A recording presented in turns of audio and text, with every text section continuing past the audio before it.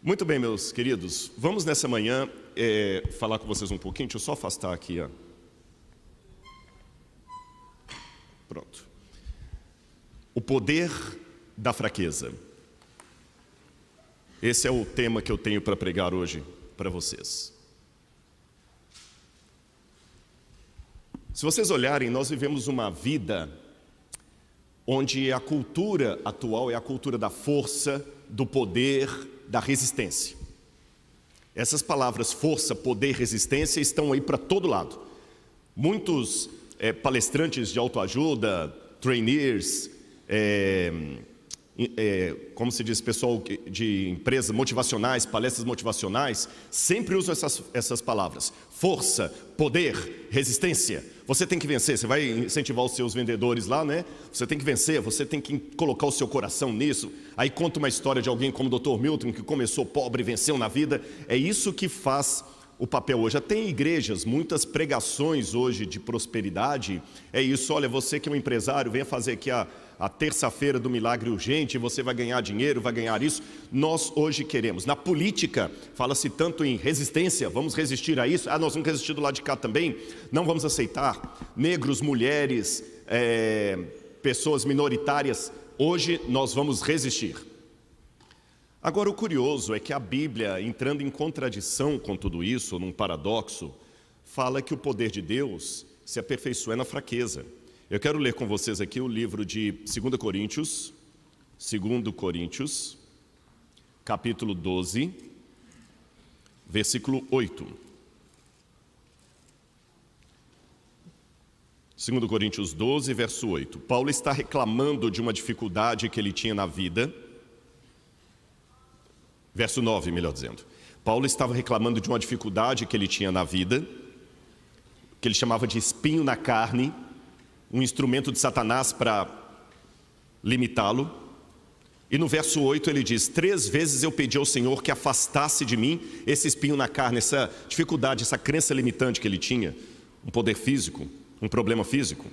Então o Senhor me disse: a minha graça é o que basta para você, porque o poder se aperfeiçoa na fraqueza.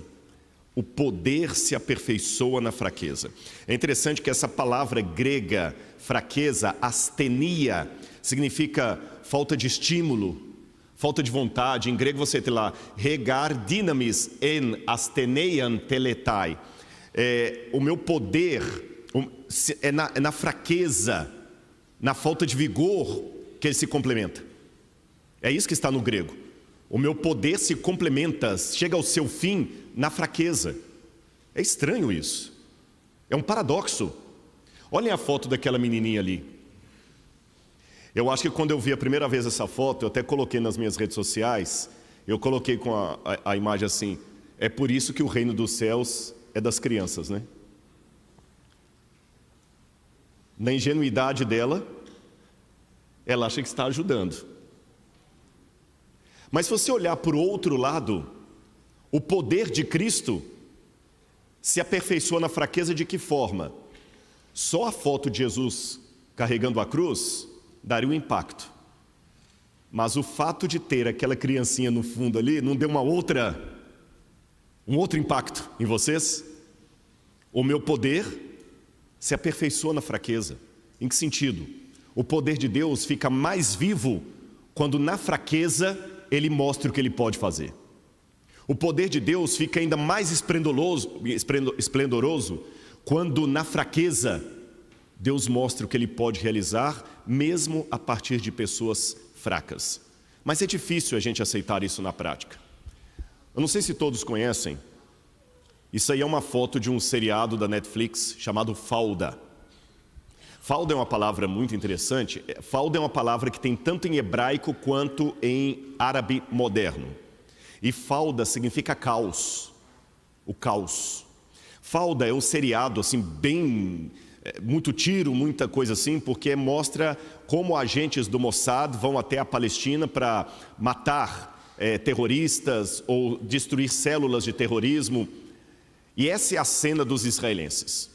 E convenhamos, pela cultura moderna de resistência, de poder, se nós fôssemos judeus nós iríamos querer fazer parte de um povo que tem esses representantes, correto? Como é que você quer que a sua empresa seja representada? Por pessoas bem resolvidas. Como é que você quer que a sua igreja seja bem representada? Por pessoas que venceram na vida de sucesso. Você quer trazer uma visita aqui, a visita querer fazer parte do grupo, porque todo mundo aqui é bem sucedido, todo mundo é bonito, sadio, forte. Mas a história mostra que os judeus nem sempre são representados dessa forma. Esses também são judeus. Mas não é esse quadro que a gente quer que lembre o nosso povo. A bem da verdade, seja o judeu falando do holocausto, seja o negro falando da discriminação, do racismo, seja a mulher falando do feminicídio, sempre que você é vítima de alguma coisa, você hoje, na conjuntura atual, você quer contar essa história assim. Os negros sofreram no passado, porque eles não eram como eu, porque eu sou um negro da resistência. Eu sou um negro que eu boto para quebrar. Eu não vou deixar o branco me discriminar. Os do passado foram escravizados porque eles não tinham a força dos negros de hoje. A mulher diz a mesma coisa. A mulher do passado era Amélia, era subjugada pelos homens porque elas não tinham a força da mulher de hoje. Porque se a minha avó fosse como eu, ela não aceitaria ser tratada pelo meu avô como ela foi. A minha mãe apanhou na mão do marido porque ela não era como eu. Eu quero ser das mulheres empoderadas. Eu quero ser o judeu do falda, não o judeu de Auschwitz. Estou falando uma mentira? Não é isso que nós somos sempre treinados a pensar e a querer ser? Agora, quando eu vou para a Bíblia, eu noto que nem sempre foi a força que Deus usou, não foi o empoderamento que Deus usou para levar a mensagem dele. Eu vou usar como estudo de caso desse sermão que eu estou fazendo para vocês, o Templo de Jerusalém. Quando eu dava os estudos bíblicos, ainda dou, e eu ia falar do Templo de Jerusalém, eu sempre me baseava num trecho de Flávio Joséfo, quando ele descrevia o segundo templo, o templo da época de Jesus, e Joséfo era um historiador do primeiro século, ele dizia que o Templo de Jerusalém era tão lindo que quando o sol batia meio-dia, no teto dele brilhava o ouro que havia ali em cima, você não conseguia olhar direito para o templo, que ofuscava sua vista. Então, nos estudos bíblicos que eu dava, eu sempre falava do Templo de Jerusalém como sendo uma coisa maravilhosa, esplendorosa, e aparentemente parece que era mesmo. O templo dá a glória ao nome de Deus. Esse templo seria o maior templo jamais construído, grandioso. O próprio Salomão disse: grande será o templo que eu vou construir em Jerusalém, porque o nosso Deus é maior do que todos os outros deuses. Segundo Crônicas 2, verso 5. O rei Davi, seu pai, já havia acumulado 3.750 toneladas de ouro, 37.500 toneladas de prata, bronze e ferro, grandes demais para serem pesados, madeira e pedra para a construção desse templo. Então, realmente, parece que o Templo de Jerusalém era grandioso, esplêndido. O Templo de Salomão começou a ser edificado por volta de 965 a.C. Ele demorou 7 anos para ser construído. 7 anos. E ele levou em conta 8.000 pedreiros. Ele era um prédio de aproximadamente 27, quase 28 metros de comprimento por 13 metros de altura e de largura 9 metros. Era grandioso. Tanto no livro de Reis como Crônicas diz que Salomão enviou 30.000 homens ao Líbano para trabalharem com a madeira, o cedro do Líbano que foi trazido. Eu tive a oportunidade de ir ao Líbano agora há um mês ou 2 meses atrás, se eu não me engano, e ali a gente viu cedros do Líbano mesmo. Eu até trouxe uma sementinha para tentar plantar aqui no Brasil. A Laura está olhando com cara de riso aqui, porque ela lembra que eu cheguei lá no lugar, tinha os cedros do Líbano, Beto. Aí chegou um homem e falou assim: olha, você quer plantar no Brasil? É fácil. Tá aqui, ó, vou te vender essa... tipo aquelas coisas de árvore de Natal, do cedro do Líbano. Aí eu falei: ah, tá bom, quanto é? 10.000 libras libanesas. Fiquem tranquilos, lá eu fiquei milionário. Porque $1 valia 35.000 libras libanesas. Então eu fiquei milionário, eu pegava milhões. Assim, todo dia eu gastava milhões, só em almoço e outras coisas mais. Nunca me senti tão milionário. Mas eu dei 10.000 para ele. Beleza, fiquei falando: vou plantar no Brasil. Quando chegou lá na frente, tinha um monte no chão. Ela falou aqui, ó. Quer comprar mais alguns? Eu te vendo por 5. O cedro do Líbano hoje está até em extinção, infelizmente. Mas é uma madeira linda. E Salomão importou o cedro do Líbano para o templo. Então ele era esplêndido e caríssimo, caríssimo. O templo era adornado com pedras preciosas, ouro de Parvai na Arábia. Em 1924, um professor alemão chamado Ignaz Alfred Gruth escreveu um artigo no Jewish Daily Bulletin, onde ele fez o cálculo de quanto seria gasto para construir o templo. Ele calculou algo em torno de 30 milhões de dólares. Mas se eu levar em conta a inflação e tudo mais, hoje daria 1 bilhão de dólares o preço do templo de Salomão. Grandioso não era? Esplêndido não era? Motivo de orgulho não era? Só que essa minha empolgação com o templo de Salomão só durou até eu começar minhas pesquisas arqueológicas e visitar demais o Oriente Médio. Sabem por quê? Vou dar alguns exemplos para os irmãos. Vou pegar só uma das pirâmides egípcias, só uma, a de Quéops. A de Quéops.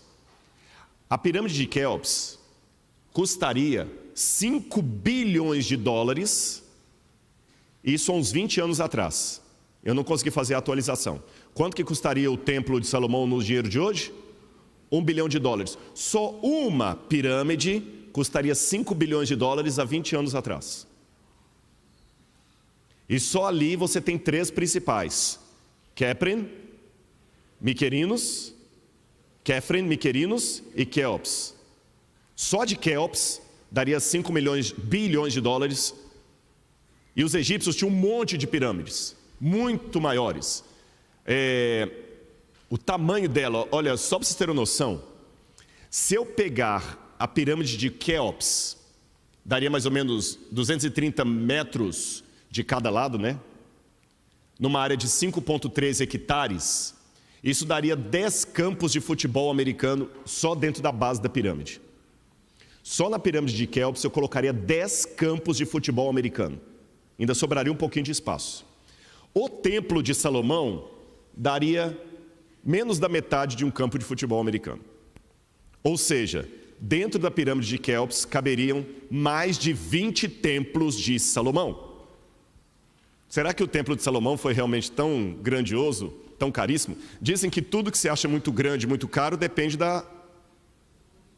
do ponto de vista, da perspectiva. Tá certo? Quem só andou a pé, o dia que anda num Fosquinha, acha que está andando num carrão. Outro templo egípcio, o templo de Karnak. Esse templo é esplendoroso, gente, grande demais. Essas colunas, eu não sei se dá para vocês verem o tamanho das pessoas ali, olha. Pelas pessoas lá no fundo, dá para você ter uma noção do tamanho das colunas de Karnak. O templo de Karnak, o complexo dele era tão grande, que cobriria mais ou menos 81 hectares de terra, ou 200 acres. Só para vocês terem noção, só na parte principal ali do templo de Karnak, não no complexo todo, só no hall, é como se eu pegasse a igreja aqui, a igreja tem o hall aqui das reuniões, da assembleia, tem as salinhas aqui embaixo, tem aquela parte ali, tem aqui tem escola, não tem? Tem uma escola aqui. Imagina que o templo de Karnak fosse tudo isso aqui. Só na ala principal, daria para eu acomodar 3 catedrais de Notre-Dame. Sabe a igreja de Notre-Dame? Só na nave principal caberiam 3. Agora faça a conta. A catedral de Notre-Dame tinha 98 metros de comprimento, enquanto o templo de Salomão está errado ali, 27,43. A catedral de Notre-Dame tinha 96 metros de altura, enquanto o templo de Salomão tinha 13. Ou seja, a catedral de Notre-Dame é muito maior do que o templo de Salomão. E no templo de Karnak caberiam 3 catedrais só no hall de entrada. Eu pergunto para a igreja, o templo de Salomão era essas coisas todas? Era isso tudo? Não era. Depende da perspectiva. Vamos falar do ouro para o templo. Tutmoses III, ou Tutmés III, apresentou ao templo de Amon em Karnak, presenteou 152 deben de ouro. Essa medida de peso daria algo em torno de 13,5 toneladas de ouro para um templo. Isso foi apenas parte do presente dele. Agora, quer piorar a coisa? Os judeus só tinham um templo. Os egípcios tinham vários, dezenas e dezenas de templos. Só um dos templos egípcios era muito maior do que o templo de Salomão. Então, gente, o templo de Salomão perde em todos os quesitos. Em número, porque enquanto os judeus só tinham um, os egípcios tinham dezenas e dezenas e dezenas. Perde em tamanho, perde em qualidade, perde em preço. E olha, irmãos, que eu só fiz uma comparação do templo de Salomão com edificações egípcias. E se eu começar agora a pegar os fenícios, os gregos, os romanos, aí é que não sobrou nada. Chega a ser decepcionante em termos de restos arqueológicos quando você vai escavar no Egito e quando você vai escavar em Israel. Porque no Egito você tem monumentos inteiros ali. Israel você acha só uns fragmentozinhos de coisa assim. Preservação. Ele não foi preservado. Jerusalém, a cidade do grande rei, a cidade sagrada que a gente fala tanto de Jerusalém. Não é isso? A grande cidade que Deus deu para o seu povo, Israel, tal. A cidade de Jesus, Jerusalém, a ponto que a nova terra vai se chamar Nova Jerusalém. Jerusalém não era nada também. Esse aqui é uma planta em tamanho, proporcional, uma planta proporcional, só do tamanho de Khorshad. Khorshad era a capital da Assíria, da época de Assurbanipal, Senaqueribe, esse pessoal. Olha a capital da Assíria. Ali em cima, eu não sei se o laser mostra aqui, não, pega. Aqui era apenas a cidadela com o palácio do rei da Assíria. Isso aqui era o palácio do rei da Síria e a citadela do palácio do rei da Síria. E aqui é a capital de Khorshad. E proporcionalmente eu coloquei aqui a imagem de Jerusalém. Jerusalém era quase tão grande como só o palácio do rei já dava o tamanho de Jerusalém inteira. Jerusalém era uma grande cidade? Não era. Aí eu pergunto, por que Deus escolheu algo tão modesto à vista de outros edifícios? Por que Deus escolheu os judeus que eram tão pequenos? Israel nunca teve um império que cobriu toda a Europa, todo o norte da África, como Roma, Babilônia, que pegou a Ásia. Só aquele pedacinho ali, o reino unificado de Salomão, era uma coisa pequena. Por que tinha que ser coisa tão pequena? Por que o templo de Deus tinha que ser algo tão pequeno? Vamos falar do templo. Por que tinha que ser algo tão pequeno? É porque os planos de Deus eram diferentes. Olha que interessante, mesmo os judeus ainda tendo orgulho do templo, Jeremias falou, não confie em palavras falsas dizendo, templo do Senhor, este é o templo do Senhor. Quando Deus fala assim através do profeta, parece que Deus nem estava ligando muito para o templo. Sabem por quê? Eu vou ler algumas passagens da Bíblia para vocês. Olha como o poder de Deus é muito mais grandioso do que os planos dos homens. Vou repetir minha frase. Olha como os planos de Deus são muito mais grandiosos do que os planos da mídia, do marketing e os planos humanos. Vou mostrar para vocês qual era o planejamento de Deus. Vamos ler apenas algumas passagens. Êxodo capítulo 19. Alguém sabe me dizer aqui qual era a tribo que Deus colocou para servir de sacerdócio e comandar o templo e o santuário? Levi.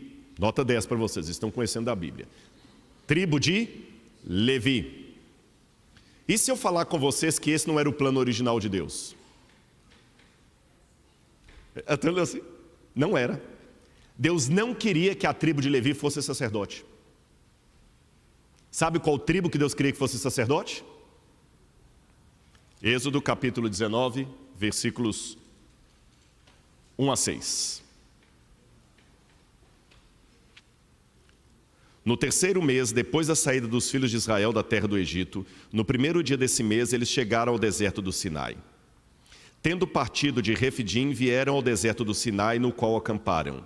Ali Israel acampou em frente do monte. Moisés subiu para encontrar-se com Deus, e do monte o Senhor o chamou e lhe disse: assim você falará à casa de Jacó e anunciará aos filhos de Israel: vocês viram o que eu fiz aos egípcios e como levei vocês sobre asas de águia e os trouxe para perto de mim. Agora, pois, se ouvirem atentamente a minha voz e guardarem a minha aliança, vocês serão a minha propriedade peculiar dentre todos os povos, porque toda a terra é minha, e vocês serão para mim um reino de sacerdotes e uma nação santa. Essas palavras você falará aos filhos de Israel. Deus queria que os levitas fossem sacerdotes? Não. Qual tribo Deus queria que fosse sacerdote? Todas. Todas. Todo mundo era para ser sacerdote e comparecer no templo de Deus. Mas se Deus queria que todos fossem sacerdotes, por que só os levitas se tornaram sacerdotes? Eu não vou ler todos os versos ali por causa do tempo, mas é interessante que Deus fez uma proposta com Moisés: fale com o povo para jejuar, se santificar e preparar, e amanhã você vai subir ao monte, e o povo vai subir ao monte comigo. Só que quando o povo chegou diante, o que aconteceu? Eles ficaram com medo.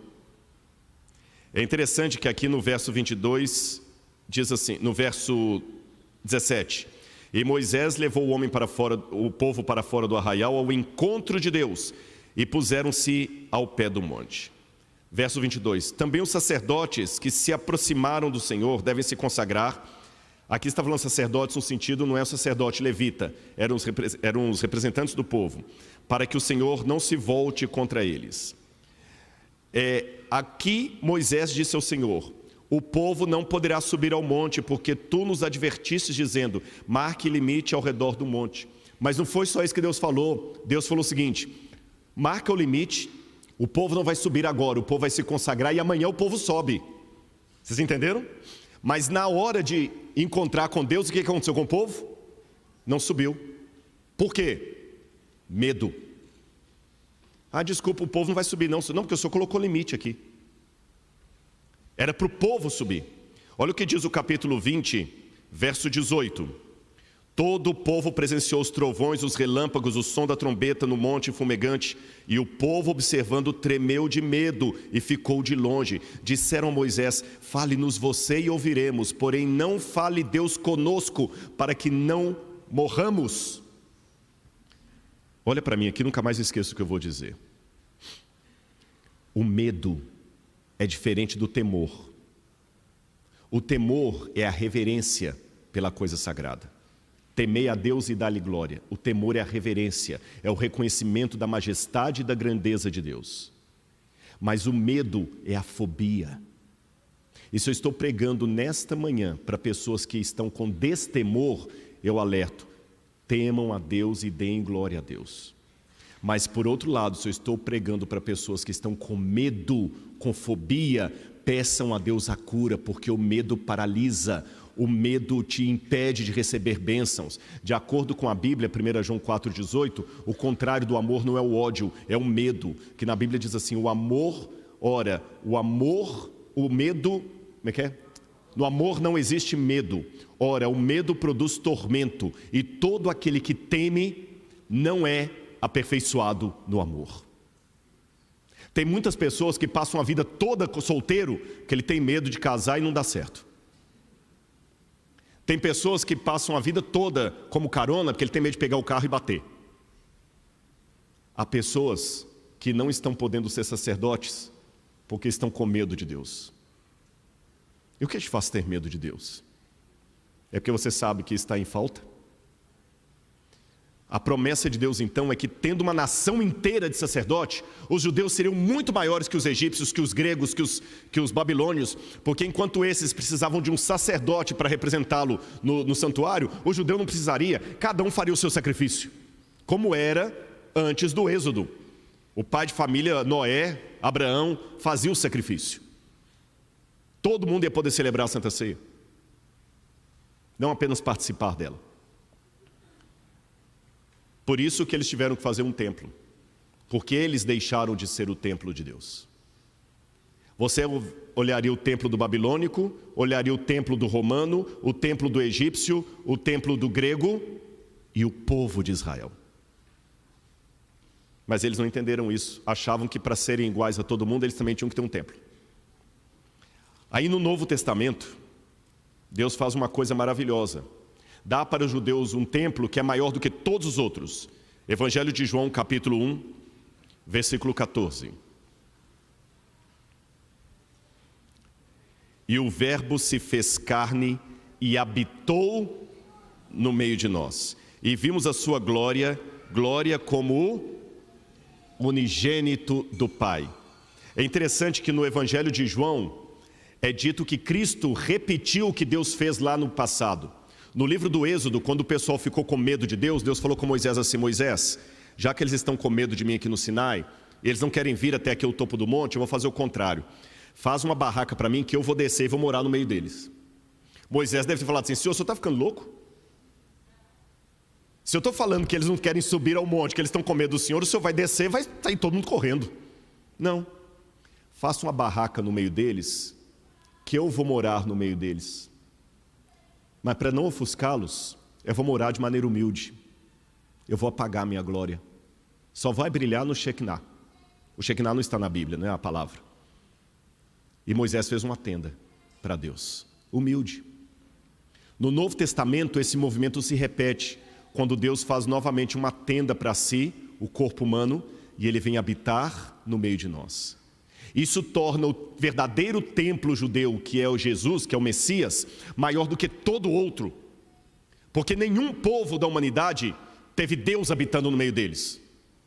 Eles tiveram. Ele veio. E essa bênção não para aqui. Sabe onde é que ela vai mais?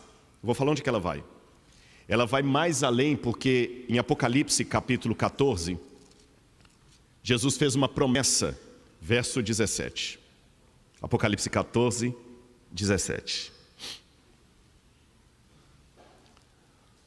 O Espírito da verdade, que o mundo não pode receber, porque não o vê nem o conhece, vocês o conhecem, porque ele habita com vocês e estará com vocês. E no verso 23 ele complementa: se alguém me ama, guardará a minha palavra, e meu Pai o amará, e viremos para ele e faremos nele morada. Deus promete nos dar aquilo que foi oferecido aos judeus. Nós podemos ser hoje uma nação de sacerdotes, povo eleito de Deus, uma nação de templos. Por quê? Porque o Espírito de Deus habita em nós. O nosso corpo se torna templo do Espírito Santo. E essa é a coisa mais linda, porque eu sei que por mais grandiosa que seja a pirâmide de Quéops, o templo de Karnak, se eu falar com você aqui, você tem agora, Carol, 5 bilhões de dólares, e você tem que salvar uma coisa, uma vida ou outra coisa. Uma coisa vai ser destruída, ou a sua filha, ou a pirâmide. Você precisa de um segundo para decidir? Mas são 5 bilhões de dólares, e a pirâmide é uma das 7 maravilhas do mundo antigo. A pergunta chega a ser até ofensiva. Precisa de um segundo para decidir? Quem vale mais? Uma vida humana ou a pirâmide de Quéops? A vida humana. Então onde está o verdadeiro templo de Deus? Na vida humana. Por isso que na ótica humana, o marketing era fazer algo monstruoso. Na ótica de Deus, o marketing é fazer algo modesto, que perdura e que tem mais valor agregado do que uma pirâmide. E é por isso que o Apocalipse termina dizendo: eis o tabernáculo de Deus com os homens. Deus estará com eles, e eles serão povos de Deus. E quando João ouviu, eis o tabernáculo de Deus com os homens no Apocalipse, João olhou em redor e tentou procurar o tabernáculo. E ele falou, mas estranho, eu não vi santuário. Que contradição é essa? Aí próprio Deus responde, você não viu o santuário porque o próprio Cordeiro é o santuário no meio deles. Então eu quero terminar o meu sermão nesta manhã conclamando você, fraco, defeituoso, a ser um santuário de Deus, um templo de Deus. Eu não sei se a Júlia já está preparada para entrar ali com o pastor. Eu quero... Já estão prontos lá? Se tiver, só dá um aviso para mim. Eu confesso para os irmãos uma coisa. Quando eu olho para mim mesmo, estou parafraseando Santo Agostinho de Hipona, eu não vejo como me salvar. Tem espelho na minha casa. E o espelho, quando você mesmo está olhando nele, ele diz mais do que simplesmente a sua aparência física. Ele conta as suas virtudes e seus defeitos, sua força e sua fraqueza. E você olha para aquele espelho e às vezes você não gosta do que vê. Quando eu olho para mim mesmo, eu não vejo como me salvar. Mas quando eu olho Deus e as promessas de Deus, eu não vejo como me perder. Eu posso não ter o esplendor dos grandes edifícios egípcios, nem o mármore de Roma, ou o ouro dos babilônios, mas eu posso ser um santuário de Deus. E como santuário de Deus, eu tenho a tarefa de convidar todos a virem até a mim para adorar a Deus. Não adorar a mim, adorar a Deus. Se você for alguém que está apontando, não é para o seu dedo que as pessoas vão olhar, é para onde você está apontando. Então, numa cultura tão narcisista, onde as pessoas querem no Instagram que todos olhem para ele, para o filtro dele, faça com que eles olhem para o seu dedo, apontando para aquele que é maior do que você.